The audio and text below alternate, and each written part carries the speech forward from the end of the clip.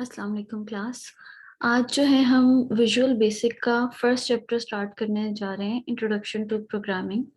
ये बहुत ही सिंपल सा चैप्टर है। इसमें बेसिक से कॉन्सेप्ट्स हैं। इसमें स्टार्टिंग से कि आपको प्रोग्रामिंग नहीं सिखाई जाएगी, आपको स्लोली स्टेप वाइज लेके चला जाएगा कि प्रॉब्लम सॉल्विंग क्या होती है, फिर हम प्रॉब्लम को कितने तरीकों से सॉल्व करते हैं, प्रोग्राम क्या होता है, प्रोग्रामिंग लैंग्वेज किस टाइप की होती है।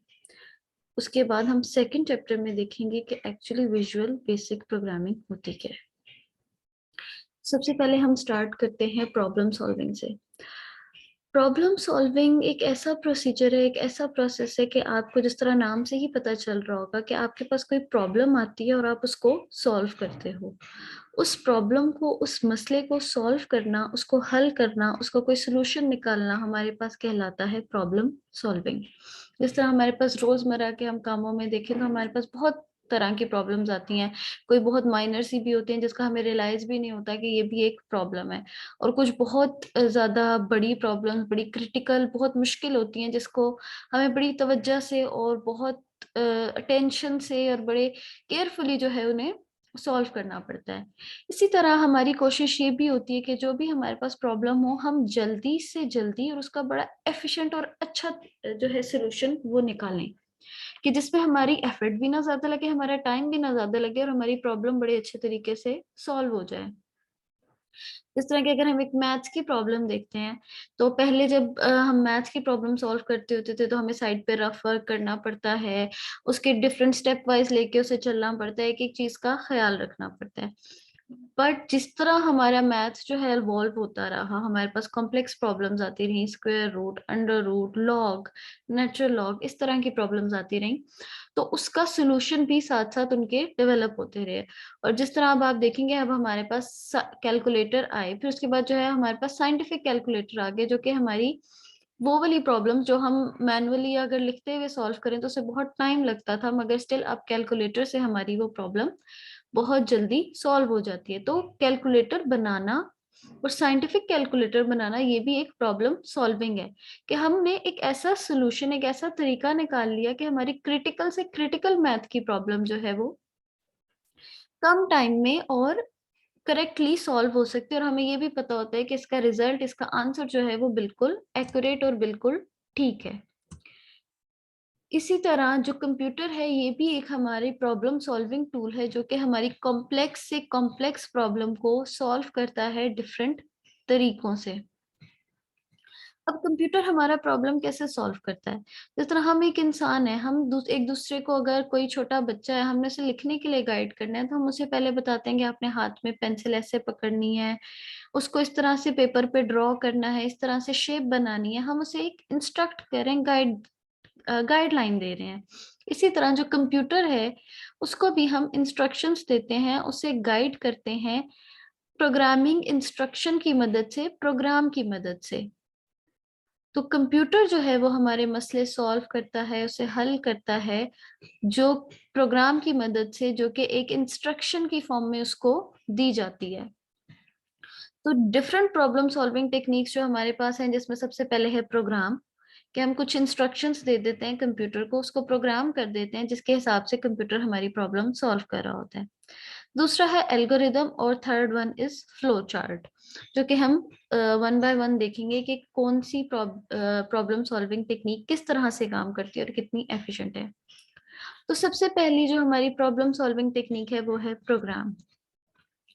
प्रोग्राम होता है, कुछ इंस्ट्रक्शंस दी जाती हैं, कुछ गाइडलाइंस दी जाती हैं कंप्यूटर को, जो कि उसको बताती हैं कि उसने किस तरह से प्रोग्राम को, अपनी प्रॉब्लम को सॉल्व करना है और किस तरह से काम करना है। जिस तरह के हम पहले भी लेक्चर्स में देख चुके हैं कि computer is just a hardware. जब तक हम उसे इंस्ट्रक्शन नहीं देंगे, प्रोग्राम नहीं देंगे, उसको इंस्ट्रक्शंस प्रोग्राम की फॉर्म में उसको इनपुट नहीं देंगे, तब तक वो काम नहीं कर सकता। जिस तरह हमने पढ़ा था कि हार्डवेयर सॉफ्टवेयर के बगैर काम नहीं कर सकता, सॉफ्टवेयर के बगैर hardware is just a box of plastic. तो जब तक हम उसे इंस्ट्रक्शन नहीं देंगे, प्रोग्राम नहीं देंगे, हमारा कंप्यूटर काम नहीं करेगा। इसी तरह जो प्रोग्राम है, कुछ सेट ऑफ इंस्ट्रक्शंस हैं, वो इंस्ट्रक्शंस मिलके जिस तरह वन बाय वन एक एक इंस्ट्रक्शन कंप्यूटर को दी जाती है, वो इंस्ट्रक्शन एक प्रोग्राम होती है जो कि कंप्यूटर को बताती है उसने क्या काम किस तरह से करना है। तो प्रोग्राम जो है वो मिलती जुलती इंस्ट्रक्शन का एक सेट होता है जो उन सबको मिला के बना होता है। और जो इंसान जो वो प्रोग्राम लिखता है, प्रोग्राम भी लिखा जाता है तभी कंप्यूटर के अंदर फीड होता है, उसे पता चलता है। तो वो इंसान जो प्रोग्राम लिखता है उसको हम कहते हैं प्रोग्रामर। अब हम इसके एडवांटेजेस देखते हैं कि कंप्यूटर प्रोग्राम के हमारे पास क्या-क्या एडवांटेजेस हैं। सबसे पहला तो इसका मेन एडवांटेज यही है कि कंप्यूटर को इंस्ट्रक्शन दी जाती है प्रोग्राम के थ्रू। प्रोग्राम इटसेल्फ क्या है? सेट ऑफ इंस्ट्रक्शंस है, कलेक्शन ऑफ इंस्ट्रक्शन है जो कि जो इनको जब हम इकट्ठा करके लिखते हैं तो वो प्रोग्राम की शक्ल इख्तियार कर लेती हैं, प्रोग्राम बन जाती हैं, जिसको हम कंप्यूटर को देते हैं ताकि वो हमारी प्रॉब्लम सॉल्व करे। इसी तरह हम एक प्रोग्राम को बार-बार भी इस्तेमाल कर सकते हैं, एक ही टास्क परफॉर्म करने के लिए, तेज़ी से भी और जल्दी भी।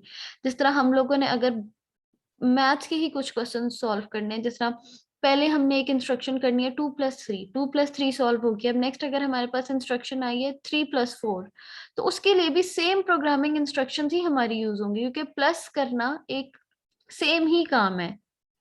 तो हम लोगों ने अगर एक दफ़ा प्रोग्रामर ने लिख लिया है कंप्यूटर में, तो वो प्रोग्राम अगर उसके जैसी प्रॉब्लम हमारे पास दोबारा आएगी, तो हम सेम प्रोग्राम को, उसी प्रोग्राम को यूज़ करते हुए वो वाली प्रॉब्लम आसानी से सॉल्व कर लेंगे। हमें बार-बार प्रोग्राम लिखने की ज़रूरत नहीं है। उसी प्रोग्राम को दोबारा-दोबारा इस्तेमाल कर लिया जाएगा। इसी तरह हमारे पास अगर बहुत ज़्यादा कॉम्प्लेक्स प्रॉब्लम आ गई जिसमें बहुत ज़्यादा डेटा है, तो प्रोग्राम उस लार्ज डेटा को आराम से सॉल्व कर सकता है। जिस तरह अगर हमारे पास बहुत ज़्यादा बड़ी प्रॉब्लम आ गई है, कोई स्टैट्स की आ गई है कि आपने बहुत ज़्यादा जो कैलकुलेशंस परफॉर्म करनी है, जिसको ह्यूमनली बहुत कम टाइम लगता है, मगर प्रोग्राम जो है वो उसे ईज़िली और जल्दी सॉल्व कर लेगा।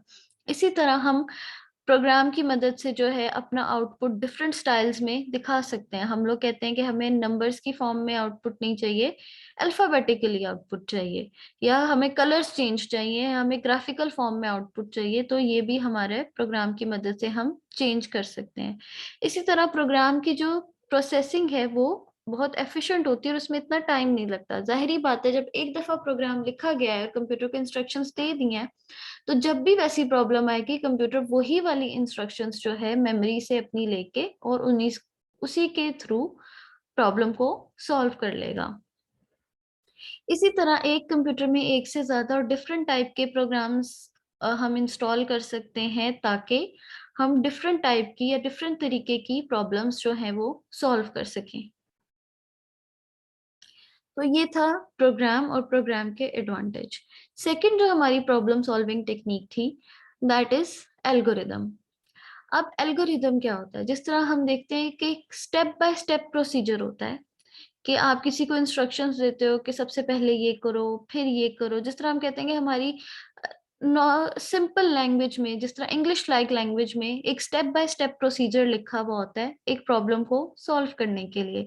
जिस तरह अगर हम देखें कि हम कोई अगर कुकिंग कर रहे हैं और उसकी रेसिपी भी देखें, तो उसमें भी क्या है, स्टेप बाय स्टेप लिखा हुआ होता है। वो सबसे पहले आपको कहते हैं कि आपके पास ये इंग्रीडिएंट्स होने चाहिए, फिर इन चीज़ों को मिक्स करें, फिर इसको इतनी स्टीम पे या इतनी देर आपने इसको कुक करना है, इतनी फ्लेम पे करना है, फिर उसके बाद आपने दूसरा इंग्रीडिएंट डालना है, फिर आपने स्टिर करना है। इसी तरह एल्गोरिदम भी जो है आपके पास एक स्टेप बाय स्टेप प्रोसीजर होता है जो आपको बताता है कि आपने अपनी प्रॉब्लम कैसे सॉल्व करनी है।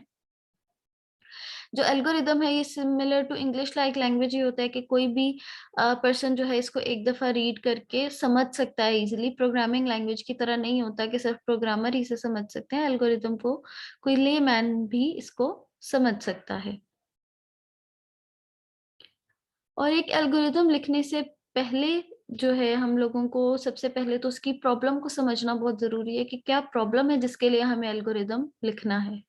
इसी तरह जब एक आप कंप्यूटर प्रोग्राम बनाते हैं तो उससे पहले एल्गोरिदम लिखना बहुत ज़रूरी है ताकि हमें पता हो कि हमने एक्चुअली में क्या क्या प्रोसीजर परफॉर्म करना है, फिर उसको हम अपनी प्रोग्रामिंग लैंग्वेज में कन्वर्ट कर दें, ताकि हमें अपनी लैंग्वेज में तो पता हो ना कि हमने क्या क्या प्रोसीजर परफॉर्म करना है। अगर आप उसको डायरेक्टली कंप्यूटर प्रोग्राम में लिखने स्टार्ट कर देंगे तो आपके लिए बहुत मुश्किल हो जाएगा कि आपको मे बी समझ ना आए कि आप कौन सा प्रोसीजर किसके बाद परफॉर्म कर रहे हैं। तो इसलिए बेहतर है कि पहले एल्गोरिदम लिखा जाए, क्योंकि एल्गोरिदम इस तरह की लैंग्वेज में होता है जो हमें समझ आ जाती है। उसके बाद उस एल्गोरिदम का प्रोग्राम लिखा जाए। तो इसी तरह एल्गोरिदम की कुछ प्रॉपर्टीज भी होती हैं। जो सबसे पहली प्रॉपर्टी ये है कि जो प्रॉब्लम है उसको, एक बड़ी प्रॉब्लम को छोटे छोटे स्टेप्स में कन्वर्ट कर दिया जाता है। जिस तरह हम देखते हो कि अगर आपके पास एक बहुत ही बड़ी, बहुत ही कॉम्प्लेक्स प्रॉब्लम है, तो उस प्रॉब्लम का इकट्ठा सोल्यूशन फाइंड आउट करना आपके लिए मुश्किल होगा। तो उसके लिए बेहतर ये कि आप उसको छोटे छोटे पार्ट्स में, इंडिपेंडेंट पार्ट्स में डिवाइड कर दो। फिर जब प्रॉब्लम ब्रेक डाउन हो जाएगी, छोटी छोटी हो जाएगी, तो आपका एक छोटी और सिंपल प्रॉब्लम का सोल्यूशन आपके लिए निकालना आसान हो जाएगा, एज कंपेयर टू कि आपके पास एक लार्ज और कॉम्प्लेक्स प्रॉब्लम होगी। जिस तरह अगर आपने, अगेन मैं आपको एग्जांपल दे रही हूँ मैथ्स की, कि अगर आपने मैथ्स का कोई क्वेश्चन सॉल्व करना है, तो उसमें अगर आप उसको ब्रेक डाउन कर लो कि जो चीजें पैरेंथेसिस में आपको दी गई हैं, आप पहले वो सॉल्व करो और बाद में उनको कंबाइन कर लो, तो वो आपके लिए ज्यादा आसान होगा एज कम्पेयर टू कि आप पूरी ही प्रॉब्लम को, मैथ को एक ही स्टेप में करने की अगर आप कोशिश करें। इसी तरह जब आप उसे पीसेस में डिवाइड कर लेंगे, तो जो स्टेप्स हैं वो सीक्वेंशियली आने चाहिए आपके पास, वन बाय वन आने चाहिए। जो सबसे पहला काम है वो सबसे पहले ही होगा। जिस तरह हम मैथ्स में पढ़ते हैं, रूल के जो चीज ब्रैकेट में है वो सबसे पहले सॉल्व होगी, तो तभी आपका आंसर ठीक आएगा, अदरवाइज आपका आंसर गलत आ सकता है। तो इसीलिए जो एल्गोरिदम की प्रॉपर्टी है कि आपने step by step, one by one एक चीज सीक्वेंस में काम करना है, और हर स्टेप जो है वो सिंपल इंग्लिश में लिखा होना चाहिए कि कोई लेम मैन उसे पढ़े तो उसे समझ आ जाए कि ये लिखा क्या है, ये प्रॉब्लम कैसे सॉल्व होगी। एल्गोरिदम जो है हम ज्यादातर सूडो लैंग्वेज में लिखते हैं।